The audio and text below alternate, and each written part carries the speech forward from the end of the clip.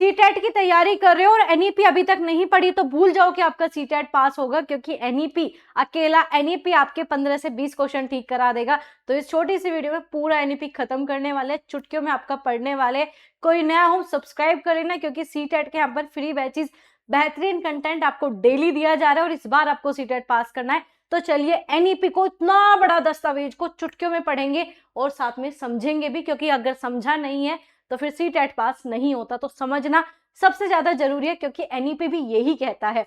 तो सबसे पहले अगर हम बात करें, एनईपी ने सबसे पहला काम तो यही कर दिया कि कौन स्टूडेंट पास हो रहा है, कौन फेल हो रहा है, इस सब चीज को खत्म कर दिया। मतलब जो भी एग्जाम का डर था वो सब एनईपी खत्म कर चुका है। एनईपी ने कह दिया कि बच्चा पास हो फेल हो, इस चीज की कुछ है ही नहीं, बच्चों को आप फेल नहीं कर सकते। और दूसरी बात, पास और फेल के ऊपर बच्चों को पढ़ाई करवानी ही नहीं है। अब आप कहोगे तो फिर पढ़ाई किस बेस पे करानी है, तो आपका एनईपी ने कहा है कि हमें बच्चे के अंदर स्किल डेवलप करनी है, हमें बच्चों को लर्निंग करानी है, ना कि हमें बच्चों को टॉपर बनाना है, हमें पास कराना है, फेल कराना है। इस चीज को, एग्जाम के डर को एनईपी ने बिल्कुल खत्म कर दिया और इसे है ना बहुत ही ज्यादा फ्लेक्सिबल बना दिया, मतलब लचीला बना दिया।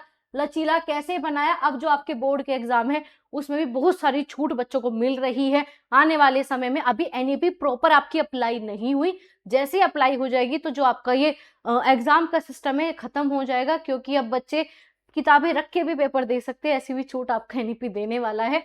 तो उस चीज में भी समय लगेगा, लेकिन याद रखो एनईपी ने कह दिया कि जो एग्जाम का डर है वो खत्म करो बच्चों के मन से।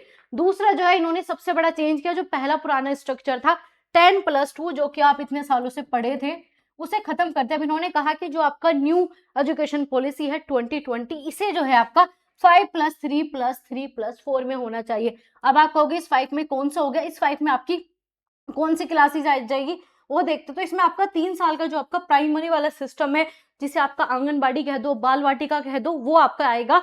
और साथ ही साथ इसमें 2 साल कौन सी आ जाएगी, फर्स्ट और सेकंड क्लास आ जाएगी, ठीक है। और ये जो आपकी 3 क्लास रहने वाली, इसमें आपकी 3rd, 4th और 5th क्लास आ जाएगी। और जो ये 3 क्लास रहेगी 6, 7, 8, ये आपकी आ जाएगी। और इसके बाद ये 4 क्लास 9 से 10th की 9 से 12th की आ जाएगी। तो 4 साल आपकी 9, 10, 11 और 12th, ठीक है। ये आपका हो गया नया स्ट्रक्चर। पहले क्या था, 10+2 का फॉर्मूला था, कभी कोठारी आयोग का आ रहा था, उसे खत्म करके नई एनईपी ने कहा कि जो अब आपका एजुकेशन का स्ट्रक्चर होगा वो 5+3+4 होगा। याद रखना, बहुत ही इंपॉर्टेंट है, भूल मत जाना कि कौन से स्ट्रक्चर था। अब इन्होंने क्या कहा, जो ओल्ड वेज है, ओल्ड मेथड है, उसे खत्म कर दो कि टीचर आएगा पढ़ाएगा, टीचर आएगा पढ़ाएगा, नहीं। इन्होंने क्या कहा कि न्यू पैटर्न लेके आओ, बच्चों के अंदर पहले सबसे पहले एक्टिव रखो। पहले क्या होता था, टीचर आके पढ़ा दिया, नहीं, आप पहले बच्चों को एक्टिव रखो, बच्चों को एंगेज करना सिखाओ, बच्चों को पढ़ाई के साथ जोड़ो, बच्चों की नीड के ऊपर काम करो, ठीक है। बच्चे के अंदर क्रिटिकल थिंकिंग डेवलप करो, बच्चों को एक्टिव रखो। ये नया पैटर्न जो है कौन लेके आया, ये नया पैटर्न जो है आपकी एनईपी लेके आई है। इतना बड़ा दस्तावेज है, समझ में भी नहीं आता, तो सारे पॉइंट आपके लिए लेके आई हूँ, जो कि सीटेट में आएंगे ही आएंगे, रिपीट बहुत होते हैं ये। आगे बात करेंगे, इन्होंने क्या कहा कि टेक्स्ट बुक, जो कि किताबें थी, पहले बच्चा किताबें रट रहा था, पढ़ रहा था, इन्होंने कहा कि किताबें छोड़ दो, ठीक है। इन्होंने क्या कहा, किताबें हटा दो, क्योंकि किताबें से क्या हो रहा था, बच्चा बस किताबों को फोकस रख रहे थे, बच्चे का कोई अस्तित्व बचा ही नहीं था। तो इन्होंने क्या कहा कि चाइल्ड सेंटर्ड लर्निंग कराओ, बच्चों को मेन रखो, बच्चों के हिसाब से पढ़ाओ, क्योंकि अगेन किताबों को थोड़ी पढ़ाना है, पढ़ाना तो बच्चों को है, तो बच्चों के हिसाब से पढ़ाओ। तो इन्होंने चाइल्ड सेंटर्ड लर्निंग दी है, जो कि सीटेट में ना जाने कितने क्वेश्चन आपके बनते हैं। कोई आज तक ऐसा पेपर नहीं है जिसमें आपका चाइल्ड सेंटर, जिसे हिंदी में बोलेंगे बाल केंद्रित शिक्षण, ये ना आता हूं, ये आएगा ही आएगा। आगे बात करें, इन्होंने क्या कहा, मदर टंग मतलब मातृभाषा को प्रमोट करो। इन्होंने 3 लैंग्वेज फॉर्मूला दिया था, जो कि था तो कोठारी आयोग का, पुरानी एनईपी का, बट इन्होंने क्या किया, इन्होंने इस चीज को रिवाइज किया कि 3 लैंग्वेज बच्चों के पास कम से कम हो, जितनी ज्यादा लैंग्वेज उतना ज्यादा लर्निंग। और इसमें सबसे ज्यादा फोकस हमें करना है मदर टंग पे, जो बच्चे की खुद की सेल्फ लर्निंग है या सेल्फ लैंग्वेज है, उसे आप प्रमोट करो। तो जो आपका सेल्फ है, बच्चे का अस्तित्व है, मातृभाषा, ठीक है, इसे हिंदी में क्या बोलते हैं, मातृभाषा। तो हमें क्या करना है, मातृभाषा को प्रमोट करना है, तभी बच्चा सीखेगा। एनईपी ने ये बात की। एनईपी ने क्या कहा, 360 डिग्री होलिस्टिक प्रोग्रेस की बात की है। पहले क्या होता था, बस बच्चों के नंबर देखे जा रहे थे, अब ये भी देखा जाएगा कि बच्चा दूसरों के साथ बिहेव कैसे करता है, बच्चों के इमोशनल डेवलपमेंट कैसे है, बच्चे का फिजिकल डेवलपमेंट कितना हुआ है, मतलब हर एक प्रकार का। और यहाँ पर 360 डिग्री होलिस्टिक प्रोग्रेस में ना सिर्फ टीचर मूल्यांकन करेगी, बल्कि बच्चा खुद सेल्फ को भी देखेगा कि मेरे अंदर कितना चेंज आया, मेरी कितनी लर्निंग हुई। तो मोस्ट इंपॉर्टेंट है 360 डिग्री होलिस्टिक प्रोग्रेस, मतलब पूरा का संपूर्ण विकास, हर एक पक्ष में बच्चे के विकास को हम मेजर करेंगे। बहुत ही इंपॉर्टेंट है ये आपके लिए, इसके बिना आपका काम चलना वाला नहीं है। आगे बात करेंगे आपके एनईपी की टैगलाइन कह सकते हो, मल्टी डिसिप्लिनरी अप्रोच या फिर बहुविषयक। अब पहले क्या होता था कि जिन्हें आर्ट लेना है वो आर्ट वाले फील्ड में, जिन्हें मैथ लेना है वो मैथ वाले फील्ड में, लेकिन अब किसी का इंटरेस्ट आर्ट का भी है, मैथ का भी है, लेकिन वो नहीं ले पाता था। रीजन क्या था भैया आपका, कि एक ही आपकी स्ट्रीम डिवाइड थी, दूसरी स्ट्रीम नहीं ले रहा। लेकिन अब क्या हो गया, बहुविषयक हो गया। अब किसी का बच्चे का मन है मैथ के साथ ड्राइंग करना है तो वो ले सकता है। तो मल्टीपल डिसिप्लिनरी अप्रोच आ चुकी है, जो कि एनईपी का बहुत बड़ा चेंज है कि अब साइंस वाले आर्ट वाले भी सब्जेक्ट पढ़ सकते हैं, आर्ट वाले साइंस वाले भी पढ़ सकते हैं। आगे बात करेंगे मूल्यांकन। पहले मूल्यांकन होता था पास या फेल पे, बेटा कितने नंबर आए, पास हो गए, ठीक है। अब ऐसा नहीं होना, अब हमारा मूल्यांकन जो रहेगा वो रहेगा CCS, मतलब आपका CCE, सॉरी, ठीक है। क्या रहेगा, CCE मतलब कंटिन्यूअस एंड कॉम्प्रिहेंसिव।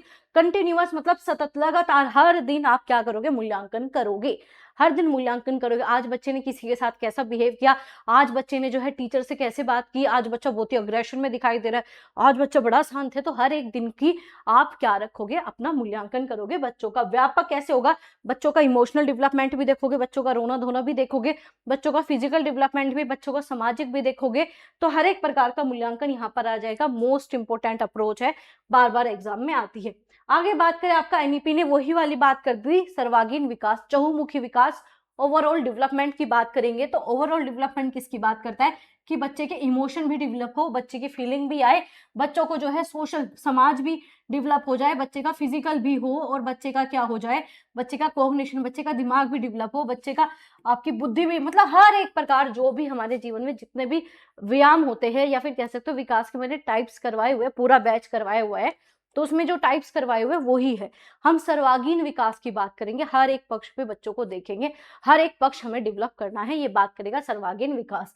आगे बात करेंगे लोकतांत्रिक, मतलब आपका क्या करेंगे, डेमोक्रेसी, मतलब हम किस चीज को प्रमोट करेंगे जो हमारे देश में है। हम चाहते हैं कि बच्चा जो है किसके हिसाब से पढ़े, अपने हिसाब से पढ़े, बच्चों को आजादी हो अपने विचार रखने की, अपने आइडियाज डेवलप करने की। तो हम बच्चों को यहाँ पर मौका देंगे कि आप अपने आइडिया डेवलप करो, अपने आइडियाज, जितना ज्यादा बच्चा क्रिएटिव बनेगा। हम किस चीज की बात करेंगे, हम यहाँ पर रचनावादी बात करेंगे, क्योंकि आपकी पूरी एनईपी किसके बेस पे है, रचनावादी है। इन्होंने फोकस किया कि बच्चे अपने ज्ञान का निर्माण खुद से करेगा, तब करेगा जब बच्चा लोकतांत्रिक हो, जब बच्चों को छूट दी गई हो। आगे बात करेंगे यहाँ पर जो टीचर की भूमिका थी, पहले भगवान माना जाता था, लेकिन अब टीचर जो है सुगम करता या फिर आपका सुविधा दाता है, कह सकते हो हेल्पर है, फैसिलेटर है। क्या करेगा टीचर, यहाँ पर सिर्फ हेल्प करेगा। मेन जो रोल होगा वो होगा भाई चाइल्ड सेंटर्ड लर्निंग का, कि बच्चा ही यहाँ पर मेन भूमिका में रहेगा। आगे बात करेंगे आपका वास्तविक जीवन से हमें जोड़ना, यही तो हम चाहते हैं एनईपी में, कि हम जो बच्चों को पढ़ा रहे हैं वो रियलिस्टिक हो, उसके वातावरण से, उसकी डेली लाइफ से जुड़ा हुआ हो, तभी बच्चा जल्दी से सीखेगा। तो रियल लाइफ से जोड़ना, ये आपकी एनईपी ने बात की है। आपके अगेन बहुत ज्यादा इंपॉर्टेंट कॉन्सेप्ट है प्रगतिशील और आपका समावेशी, इन दोनों से अलग से क्वेश्चन बनते हैं। समावेशी तो आपका पूरा 5 नंबर का आपका दे रखा है, तो अगर आपको चाहिए समावेशी के भी की पॉइंट मैं आपको बता दूं तो कमेंट करके जरूर बताना। पूरा 5 नंबर का समावेशी आता है, उसके अलग अलग पॉइंट मैं आपको बता दूंगी। आगे बात करेंगे प्रगतिशील। प्रगतिशील बात करेगा, प्रोग्रेस की बात करता है, कि जो एनईपी ने कह रखा है कि बच्चे की प्रोग्रेस होनी चाहिए, तो प्रगतिशील बात करेगा कि बच्चे की जो नीड है, बच्चों की जो लर्निंग है, बच्चों की जो अचीवमेंट है वो बढ़ोतरी हो, ना कि घटे। आगे बात करेंगे समावेशी। समावेशी बात करता है सबको साथ में लेके आओ, लेकिन सबकी नीड के अकॉर्डिंग लेके आओ, जिसे जो जरूरत है उस पर हम फोकस करेंगे, यही बात करता है आपका समावेशी। और इन्होंने जो है रूट लर्निंग को पूरा प्रॉपर खत्म कर दिया, इन्होंने फोकस करा है क्रिटिकल थिंकिंग, एक्टिव रहना, बच्चों की स्किल पर डेवलप करना, लर्निंग को बढ़ावा देना, और यहाँ पर सर्वांगीण विकास को। तो ये वो की पॉइंट है जो कि आपके एग्जाम में बार बार आते हैं। ये पूरा एनईपी का निचोड़ है, तो इन एनईपी को जरूर याद रख लेना। और अब आप मुझे एक कमेंट करके बताओगे कि एनईपी जो है किस समिति के, या फिर एनईपी का जो गठन है वो किस समिति के आधार पे हुआ, कौन सी समिति है जो एनईपी से जुड़ी हुई है, ये कमेंट करके आप मुझे बताओगे। और ये सारे की पॉइंट याद रखना, ये पूरा एनईपी का निचोड़ है, इस चीज को भूल मत जाना, क्योंकि बिना एनईपी सीटेट पास हो ही नहीं सकता। तो अपने दोस्तों के साथ शेयर कर दो, क्योंकि आप शेयर, लाइक और सब्सक्राइब नहीं करते तो ऐसी आपको सटीक बेहतरीन क्लासेस चाहिए, इंफॉर्मेशन चाहिए, तो इस चैनल को सब्सक्राइब करना बिल्कुल भी मत भूला करो। मिलेंगे ऐसे इंफॉर्मेटिव वीडियोस के साथ, तब तक अपना ध्यान रखो, आगे बढ़ते चलो और इस बार सीटेट को पास करना है। की पॉइंट इन इंपॉर्टेंट टॉपिक को आप अच्छे से कर लोगे। सीटेट कोई टफ एग्जाम नहीं है, आराम से पास हो जाएगा, लेकिन लर्निंग आपको बढ़ानी है, बहुत ही अच्छे तरीके से आपको सीखना है। मिलेंगे ऐसे इंफॉर्मेटिव वीडियोस के साथ, तब तक जो है चैनल को सब्सक्राइब और शेयर जरूर कर देना।